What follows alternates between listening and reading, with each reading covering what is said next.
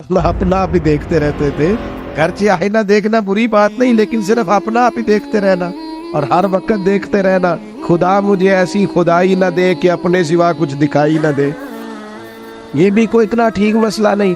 आप गौर फरमाए, क्या अर्ज करना चाहता हूँ आपकी खिदमत में मेरे अजीज। एक तो अगर मैं बड़ी समझदारी से और बड़े गौर से और बड़ी तवज्जो से आपको ये बात समझाना चाहता हूँ कि अगर हुजूर से प्यार करोगे ना तो ये जितनी दौलतों की और शोहरतों की मोहब्बत दिल में आती है ये खुद ब खुद निकल जाएगी, खुद ब खुद निकल जाएगी, आसानी हो जाएगी, जीना आसान हो जाए। दूसरी बात आपकी खिदमत में अर्ज करूं, हम ना ताज़ा दम नहीं रहते, हम परेशान रहते, हम बोर होते, हमारी तबीयतें बाज़ोकात जल्दबाजी करती हैं, हम बाज़ोकात उलझ जाते हैं, करार तलाश करते हैं। उस करार को तलाश करने के लिए फिर बाज़ लोग उल्टी सीधी मूवीज़ देखते हैं। बाज़ लोगों का ख्याल है कि शायद मैं कोई लतीफ़ा सुनूंगा तो मामला ठीक हो, फिर उसका नतीजा भी निकला है लतीफ़े सुनने का। अब लतीफ़े सुनाना भी इतना बड़ा काम हो गया है कि मौलवी है पगड़ी दाढ़ी वाला, लेकिन उसके नाम के नीचे लिखा फ़नी मौलवी। खुदा के बंदे, ये संजीदा स्टेज है, दीनदार लोगों का करने का काम है, आप क्या कर रहे हैं? मौलवी भी फनी होता है, 6 महीना दारा कि हमारा मिजाज था हर चीज शुगल मेला, हर चीज हंसना उलझना। मेरे अजीज, हम चूंकि सुकून चाहते थे, कुछ ने इधर उधर की मूवी देख ली, कुछ ने हंस लिया, कुछ सैर को चले गए, कुछ का ख्याल था खाने खा लेंगे तो सुकून आ जाएगा। याद रखना, इन चीज़ों में सुकून नहीं है, इनमें तो आप उलझते जाएंगे। मजीद तो सुकून कहाँ है, करार कहाँ है? आप कभी सहाबा की जिंदगियां देखें ना, हालात जिस तरह के भी थे ना, उनको जो सुकून मिलता था वो रुखे मुस्तफ़ा से मिलता था। उनकी तबीयत पूरी लग गई थी कि हुजूर अलैहिस्सलाम की जो यादें हैं वो दिल को ताज़ा करती। उनका ख्याल था कि पहाड़ अगर किसी चीज का नाम है तो वो जिक्र मुस्तफ़ा है, याद मुस्तफ़ा है और दीदार मुस्तफ़ा है। आला हजरत मुफ्ती हैं, फतवा देते हैं। आला हजरत मुफस्सिर कुरान है, कंजुल ईमान बजाते खुद एक तफसीर है, तर्जुमा ही तफसीरी है। आला हजरत मुहद्दिस हैं, वो जब अहादीस मुबारका का हवाला देते हैं तो यूँ लगता है कि जैसे बड़ी गहरी नज़र है इनकी, रावियान हदीस पर भी, उसूल पर भी, और हाफजा भी मजबूत है हिफ्ज़ हदीस के लिहाज। सारी चीज़ें उनके पास थी, लेकिन वो पता क्या कहते थे? कहते थे ये जो मेरा दिल चमकदार है ना, और ये जो मेरी तबीयत हल्की फुल्की है, उसकी वजह ये है कि उनकी महक ने दिल के गुंजे खिला दिए। ये मैं नहीं आपको तकरीर सुना रहा, मैं तो जज्बात का इजहार कर रहा हूँ। उनकी महक ने दिल के गुंचे खिला दिए हैं। तो क्यों गुंचे खिला दिए? कहते मेरे नबी का कमाल ये है कि वो जिस राह चल दिए हैं कूचे बसा दिए। वो जिस राह भी चल दिए हैं कूचे, हुजूर पर थोड़ा गुजर जाए तो काम हो जाता है। करार, सुकून, सारे दुख मिट जाएंगे अगर दिल हुजूर से लगा लोगे। अगर मुहब्बतों का मरकज रसूल पाक को बना लोगे। आप देखें ओहद के मैदान के अंदर काफिर ने एक बड़ी अजीब साजिश की मुसलमानों को परेशान करने के लिए। और भाई आप लोगों की वजह से अगर इतने लोग तकलीफ में हैं तो आपको समझ जल्दी से बैठ जाए जी, जल्दी से जी, फैसला करने में इतनी देर, अल्लाह आपको सलामत रखे, बैठ जाए जी। अब आप खड़े हैं जनाब, आप भी बैठ जाए, अल्लाह आपको बरकत अता फरमाए।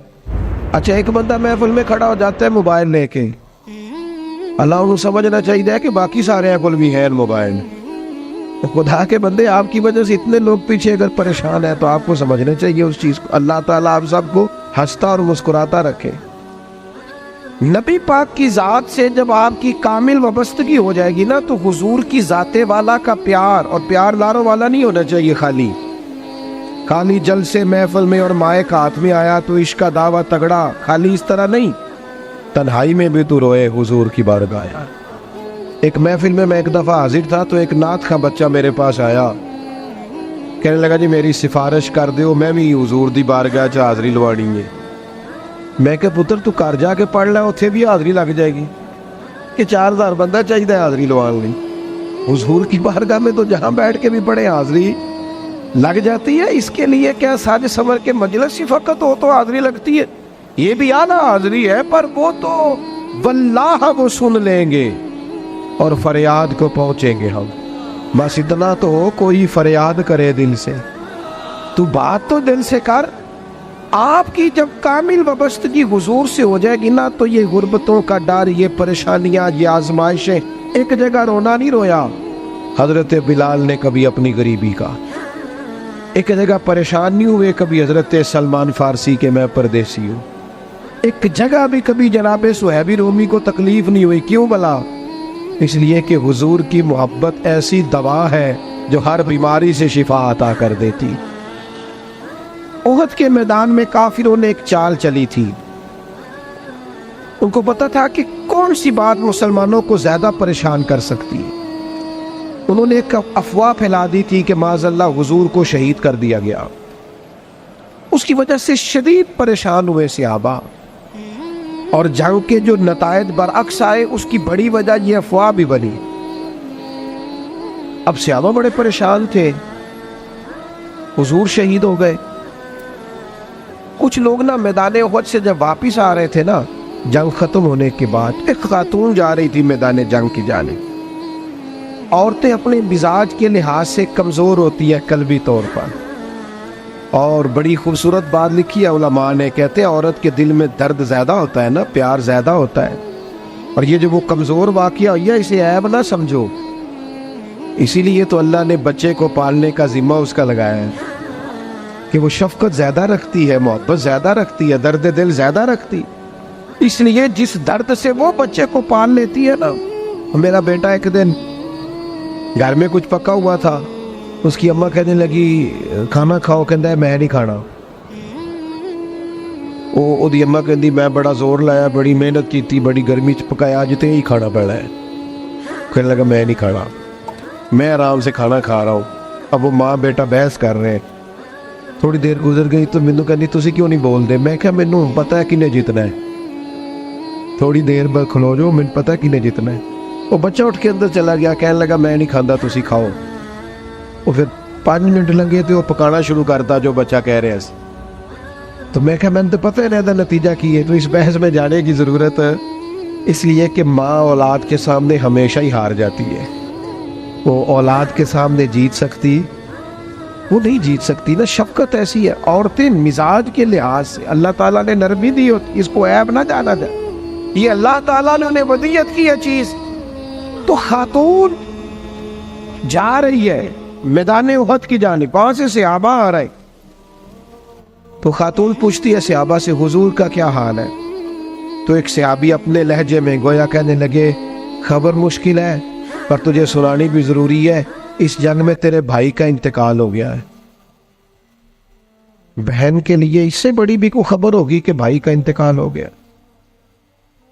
وہ خاتون نے یہ خبر سنی، اِنَّا لِلَّهِ وَإِنَّا إِلَيْهِ رَاجِعُونَ پڑھا، آگے گزر گئی، اگلے صحابی سے جا کے پوچھتی ہے حضور کا کیا حال ہے، اور بے چین ہے، دوڑی جا رہی۔ یہ میری بات کو سمجھے آپ، کسی ایک جگہ جب آپ کی محبت کا غلبہ ہوتا ہے تو پھر بعض غم لگتے ہی نہیں، آپ کی کیفیت ہی اور ہوتی ہے زندگی گزارنے میں۔ آگے بڑھی، ایک اور صحابی ملے، ان سے پوچھتی ہے حضور کا کیا حال ہے، تو کہنے لگے میرے پاس تیرے لیے ایک بڑی سخت خبر ہے، تیرے شوہر کا انتقال ہو گیا۔ اس نے تھوڑی دیر کے لیے خاموشی اختیار کی، اللہ کی رضا پہ راضی رہنے کے کلمات ادا کی اور آگے بڑھی۔ ایک اور شخص سے سوال، یہ ذرا سوچتے جانا، یہ خبریں اگر اچانک ملیں، بھائی چلا گیا ہے، باپ چلا گیا ہے، اس کو سوچنا، اپنے اوپر طاری کرنا، خدا نہ کرے ایسا ہو، پر جب خبر ملے تو کیفیات کیا ہوتی ہیں۔ وہ خاتون آگے بڑھی تو ایک شخص اور ملا، پوچھتی ہے ذرا بتاؤ نا حضور کا کیا حال ہے؟ تو کہنے لگے میرے پاس تیرے لیے خبر ہے کہ تیرے والد بھی اس جنگ میں شہید ہو گئے۔ بیٹیوں کا تو میکا ہی باپ سے ہوتا ہے، ماں سے ہوتا ہے۔ والد چلے گئے، تھوڑی دیر کے لیے گردن جھکی، کلمات ادا کی،